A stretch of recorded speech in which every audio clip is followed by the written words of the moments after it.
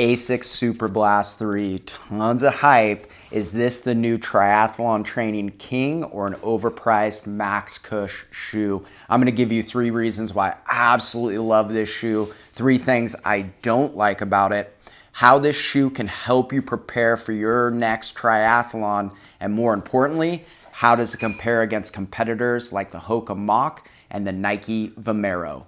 Let's dig in.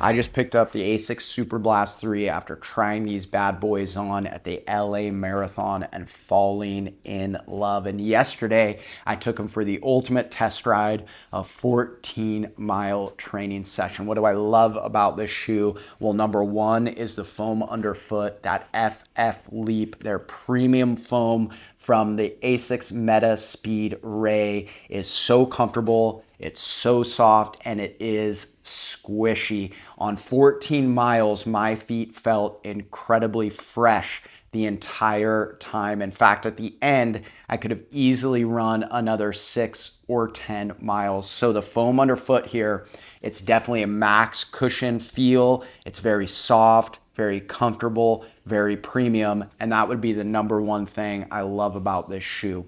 Number 2, I said it's max cushion. Generally, I despise max cushion shoes because they don't look athletic and they don't feel athletic. This shoe, I think for a max cushion, is the best looking aesthetically I've ever seen. Very important for me that when I look down on my shoe, I feel athletic, and with these shoes, I feel athletic, which means I'm going to be reaching for them more often. Specifically with the aesthetics, what I love is the creases that are here in the foam. They give it more of a stretched out race look, which for max cushion is only going to help its cause. And then number 2 on the upper, Asics has done a really cool job with kind of this spray paint kind of look. This looks great in the black and white colorway, but it also looks amazing in that coral colorway as well. So for a max cushion shoe, this thing looks about as athletic as it can possibly look. And reason number 3 to love this shoe is incredibly light. Most max cushion shoes, and the reason I don't wear them is they look like bricks and they feel like bricks. But because we're using this FF Leap foam in here, that's race day, it's making the shoe incredibly light. In fact, if I compare it with my favorite daily trainer, the Hoka Mach 7, this Asics Super Blast actually feels slightly lighter, even though the stack is significantly higher. So having a max cushion shoe that is extremely soft and comfortable, looks athletic, but more importantly, as light as a feather, that's going to mean I'm going to reach for this shoe more and more often. Now, what don't I love about the shoe? Number 1, it lacks versatility, which all max cushion shoes do. I don't care how you try to market it. Because it is so soft and squishy, that means this thing does not pick up the paces very well. And please do not do hills in this shoe. You will feel completely unathletic and you won't feel powerful at all. So it lacks that versatility, which means it is not going to be an everyday daily trainer. It's going to fit into your shoe rotation for a specific cause, generally recovery runs and or long, steady efforts. And that brings me to the number 2 reason why I don't love this shoe.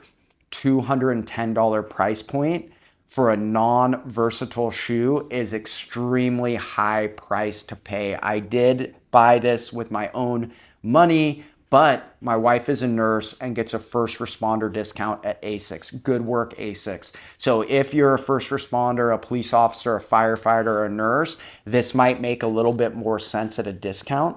But for $210, when I can go out and buy the Hoka Mach 7s brand new for $145 or the Hoka Mach 6s brand new for $100, this is a much more versatile shoe. You can use it to race in, you can use it to train in, you can use it to recover in.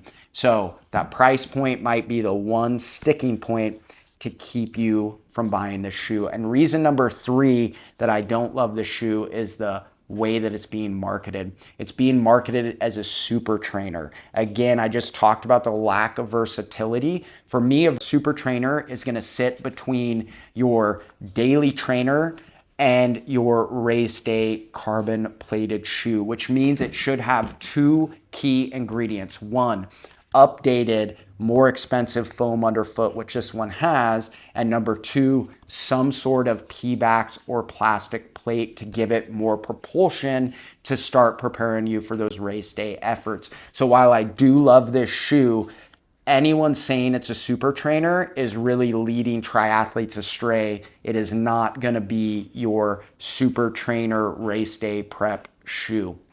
Now, how is this going to fit into your rotation? Again, I think this shoe is going to be excellent for those long efforts. From the comfortability, especially with triathlon, we're going to have very fatigued legs throughout the entire training. And if you're going for that full iron distance, this thing with 16, 17 or 18 mile training runs, I think is going to be a triathlete's best friend. Number two, Zone 2 training, which is one of the most important parts for triathletes to master as we prepare for Ironman 70.3 or Ironman races.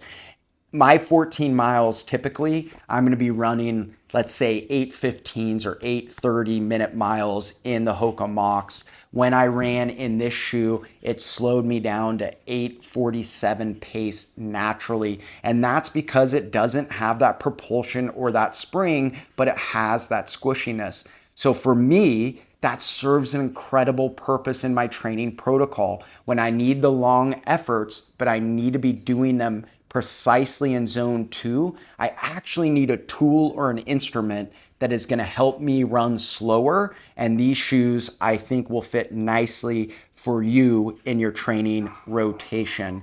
And then reason number 3 that I think these will be great for triathlon is walking around the athlete's village. When we're doing bike check-in, when we're doing race check-in, inevitably there ends up being a whole bunch of walking, and you wanna have the most comfortable shoes underfoot that you could potentially have. So these will be my long day efforts, but also I plan on wearing these, looking great in them in Ironman Village. Now, how do these shoes compare against the competitors like the Hoka Mach or the Nike Vomero? Well, they will not be taking the place of the Hoka Mach in my shoe rotation for 2 reasons. Number 1, this shoe is insanely well-rounded. You can pick up the pace, you can do tempos. I've raced in this shoe Ironman 70.3 a handful of times.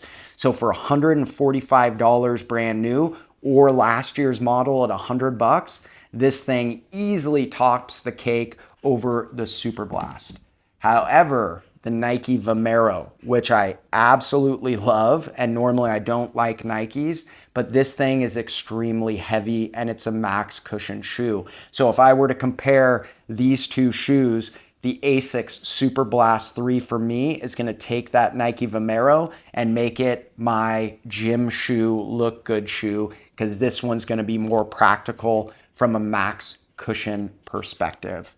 All right, athletes, I hope that was helpful. If you're in the need for a max cushion shoe and you want to work on zone 2 and have all that comfortability, the Asics Super Blast 3 might be right for you. Remember, hit the like and subscribe button. It helps out the channel. And don't forget, let's train hard, train smart, but recover better. And I'll see you on that start line.